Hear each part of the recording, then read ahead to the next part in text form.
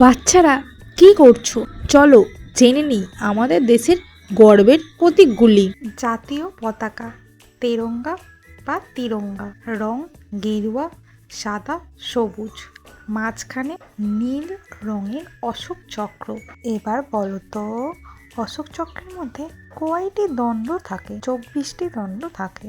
পতাকার মধ্যে তিনখানা রং থাকে, আগেই বললাম। বলো তো কি কি? গেরুয়া, সাদা, সবুজ। গেরুয়া রংটির অর্থ হলো সাহস ও ত্যাগ। সাদা রংটির অর্থ হলো সত্য ও শান্তি। সবুজ রংটির অর্থ হলো উন্নতি ও সমৃদ্ধি। এবার বলো, জাতীয় প্রতীক কী বা রাষ্ট্রচিহ্ন কি বলো তো? অশোক স্তম্ভের সিংহ চিহ্ন। কয়টি সিংহ থাকে? 4টি। সামনে 3টি দেখা যায়। নিচে কি লেখা থাকে বলো তো? সত্য মেব জয়তে, অর্থ হলো সত্যেরই জয় হয়। জাতীয় প্রাণী রয়্যাল বেঙ্গল টাইগার। রং হলুদ কমলা, গায়ে কালো ডোরা ডোরা দাগ।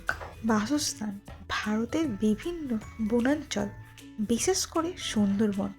বিশেষত শক্তিশালী ও সাহসী প্রাণী। বলো তো এটা কিসের ছবি? জাতীয় পাখির ছবি। তাহলে এবার বলো, জাতীয় পাখি কি? জাতীয় পাখি হলো ভারতীয় ময়ূর। রং নীল সবুজ, বিশেষত বৃষ্টির সময় সুন্দর পেখম মেলে নাচে। জাতীয় ফুল পদ্ম, রং গোলাপি বা সাদা।